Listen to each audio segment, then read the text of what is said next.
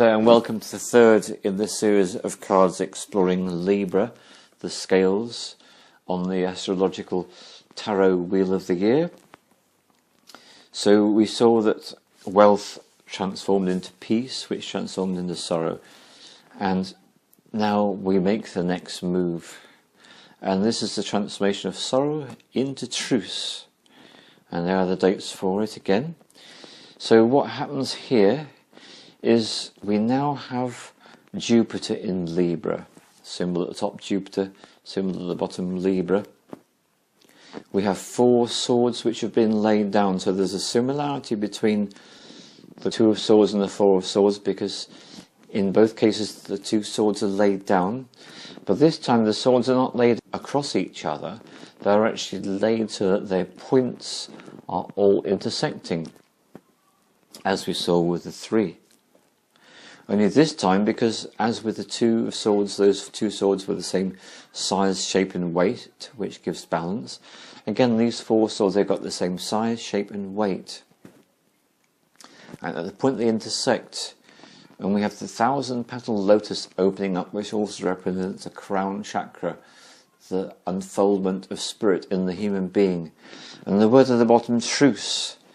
So truce is one of these words that really needs explaining, because when you have truce in your life, what this means to say is that you put your swords down, you put down your points of view, you release what you're attached to in terms of your thoughts, and when you do that, that enables you to come to truce with yourself and truce even with other people.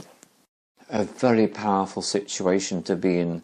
Truce brings about real miracles. It's like when people are in strife, when people are in conflict, then we get more of the same. But truce allows real change to happen. And that's why the 1,000-petal lotus opens up as soon as those 4 swords are put down and the arms are laid down. So let's see how this one gets transformed. Here's the Orasoma card in question. And the colours, I find all these colours so moving. It's pale pink and pale yellow, which together create pale coral. So placing the glass with the water on the cards and doing the invocation as before, using the words, and there they are. Film number 1 explains all this in detail. As you drink the water, we turn the card over, and this is who we have. We have Sanat and Venus Kumara. Sanat Kumara and Lady Venus Kumara. And here are the key words for these 2 extraordinary beings. I learn and grow through the obstacles and challenges that life presents me with. I see the gift in the circumstances that are presented to me. I learn and grow through the obstacles and challenges that life presents me with. I see the gift in the circumstances that are presented to me. I learn and grow through the obstacles and challenges that life presents me with. I see the gift in the circumstances that are presented to me.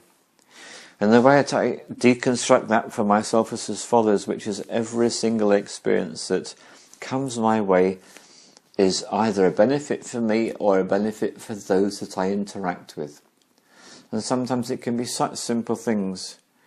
Go to a car showroom and have a conversation with a guy and look at possibly buying a car. Something as simple as that. Going into the supermarket and buying your food. Endless opportunities to interact and connect with a human being, even if it's for a very brief time. Sometimes the smallest comments we make can have the biggest impacts on people, can change their lives, which is why we all have the potential to be light workers in any one situation.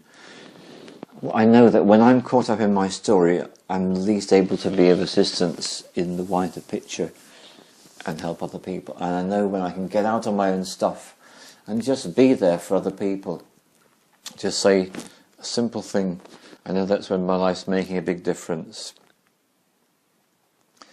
And so this relates to what I'm about to speak of next, because this card, these 2 beings represent the deepest level of reconciliation of the role models within the self. Because we've all got these role models. We've got mother or maternal models influence, we've got father models influence, we've got other models perhaps from teachers or brothers and sisters or other people that are significant to us in our lives. Could be a friend, could be a loved one. This is the opportunity for reconciliation of these role models and using these qualities, becoming more who you are. It's a universal sense of the mother, father, God. The reconciliation of the child within who has felt the absence of parental models. And even people who've had incredibly supportive upbringings, there's always moments in your life when you feel the absence of a mother or a father. For those that have not had that, then that is something that you've known for so very long, the absence of these parental models. It's a sense of personal loss that may bring transpersonal gain.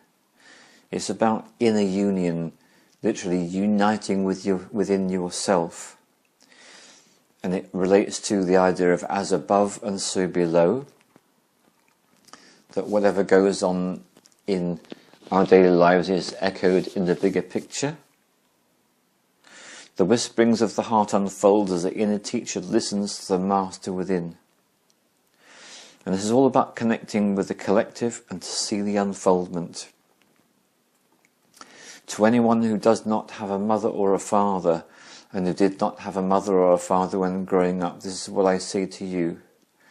I say to you, honour and blessings to you because you chose a very difficult path, because you chose not to have these beings coming in to help you and describe the world to you. And that's the aspect of the difficulty that we all see so very easily. And there's another side of this picture too, which I want to present to you, which is if you've not had these strong influences in your life, then it has meant that you have actually been more open to other ways of being and other ways of looking at life. So it means that you will have not had such a heavy form of programming from such strong figures that in some people's lives have become very strong authority figures which literally dominate their every waking and sleeping moment. So like with everything in life, I feel great compassion and respect for people who do not have mothers and fathers that have not had that gift. And yet on the other hand, I realise that by not having that gift, that gives them other opportunities. They get ways of connecting that are not so easily available for people who do have mothers and fathers. And so with everything, it's important to remember everything has its price, everything has its benefit. And this is what I'm asked to say to you.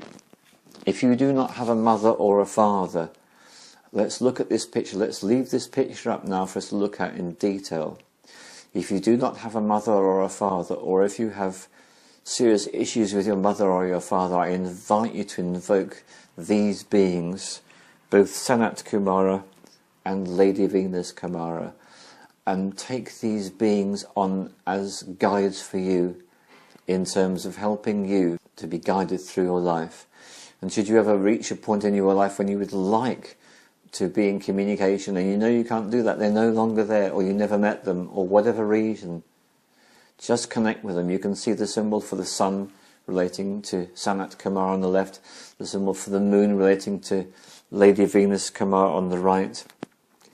These are beings that have love for us, and again, as with the Mahakohan symbol, I should have said it much earlier, but look, there it is, the symbol of the earth, the photographic image of the earth, it's there for us again. There's massive work that we can do with these beings. They are here to help us, and they're available to all beings at all times. Thank you very much for exploring the Four of Swords with me, and thank you for the journey we've gone through with the adjustment card and the sun sign Libra. Thank you all.